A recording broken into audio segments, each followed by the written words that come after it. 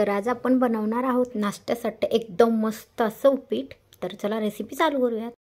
Hi hello नमस्कार। तर तुमचं सगळ्यांचं एकदा आपल्या एका नवीन रेसिपीमध्ये आणि एका नवीन ब्लॉग्समध्ये मी सीमा खूप सारं स्वागत करते। तर आज आपण बनवणार आहोत नाश्त्याला उपीट। तर खूप छान असं उपीट बनवणार आहे, म्हणजे सगळ्यांनाच उपीट बनवता येतं, पण दोन पद्धतीमध्ये बनवता येतं। तर आज मी माझ्या पद्धतीमध्ये बनवणार आहे।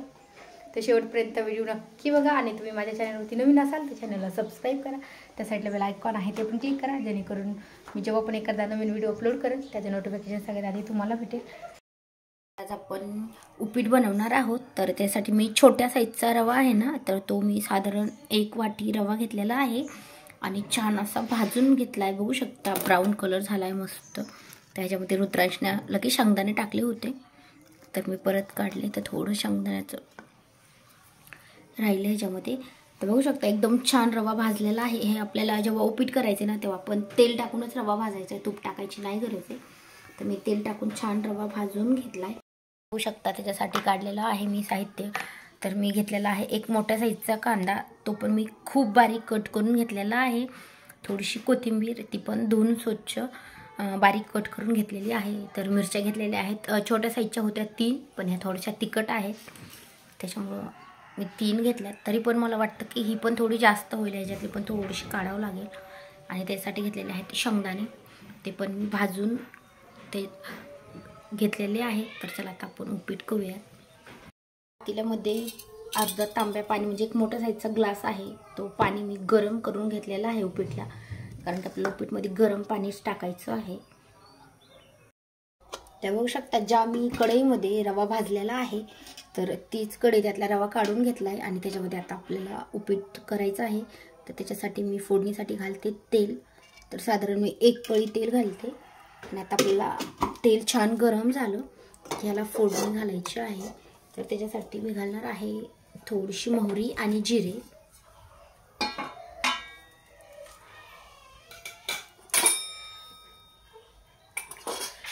तर अगोदर आपण मोहरी टाकूया आणि मोहरी चांगली तळतळली की त्याच्यामध्ये आपण जिरे टाकूया।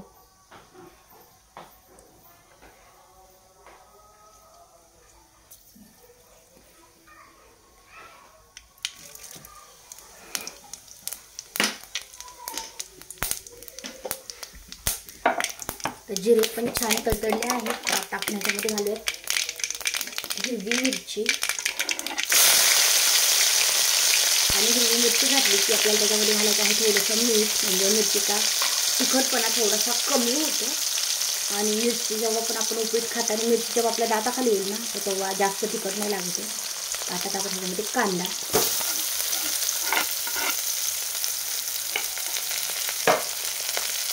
आणि कांदा आपल्याला छान परतून घ्यायचा। 1 ते 2 मिनिटं लागतील कांदा परतायला।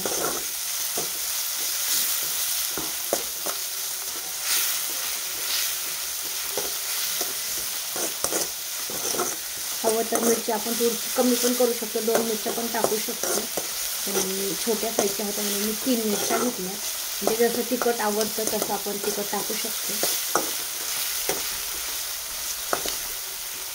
आपल्याला कांदा छान परतून द्यायचा आहे आणि त्याच्यामध्ये आता टाकायचं आहे आपल्याला शेंगदाणे।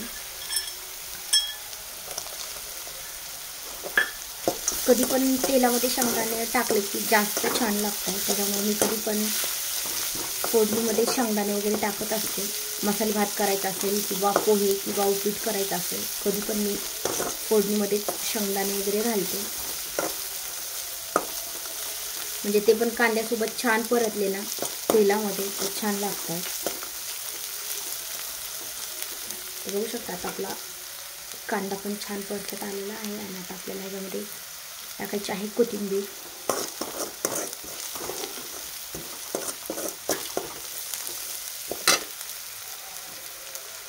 तर ह्याच्यामध्ये मी थोडीशी कोथिंबीर घालते आणि थोडीशी आपल्याला वरतून घालायची आहे।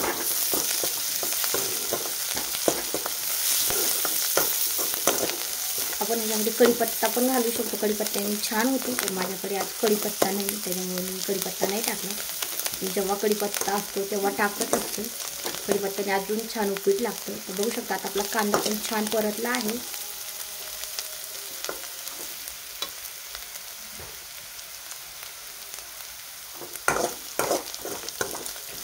अजून मला अर्धा ते 1 मिनिट परतूया आणि नंतर आपल्याला ह्याच्यामध्ये टाकायचा आहे जो मी रवा भाजून ठेवलेला आहे, तो रवा टाकायचा आहे आपल्याला. बघू शकता आता कांदा छान परतला आहे. तर आता आपण ह्याच्यामध्ये टाकूया रवा.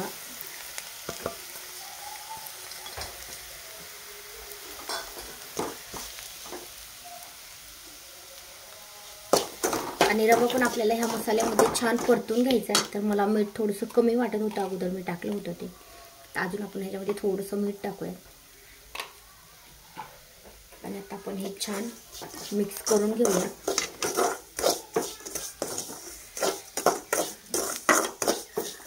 बघू शकता छान मिक्स झालेलं आहे. तर आता आपल्याला ह्याच्यामध्ये टाकायचं आहे जे मी गरम करून ठेवलेलं पाणी आहे, तर ते पाणी टाकायचं आहे. आणि पाणी टाकल्यावर आपल्याला छान लगेच मिक्स करायचं आहे, जेणेकरून गाठी नाही झाल्या पाहिजे. जर आपण थोडं थोडं जर करून पाणी टाकलं तर गाठी होतात जास्त. बघू शकता एवढं पाणी गरम केलेलं, एवढं सगळं पाणी ह्याच्यामध्ये टाकते आणि एकदा मिक्स करून घेते. आणि आता जी राहिलेली कोथिंबीर आहे, तर आता आपण ती कोथिंबीर ह्याच्यामध्ये टाकूया.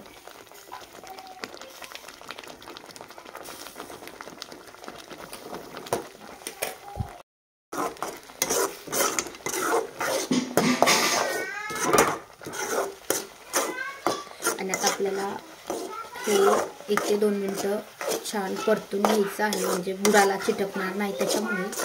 तर आपण कमी गॅस ठेवूनच आपल्याला सारखं हलवायचं आहे, जेणेकरून बुडाला लागत नाही. बघू शकता आपल्याला अजून 1 मिनिट लागेल उपीट शिजायला. झाकून ठेवलं तरी पण चालतं आणि नाही झाकून ठेवलं तरी पण छान शिजतो एवढ्या पाण्यामध्ये.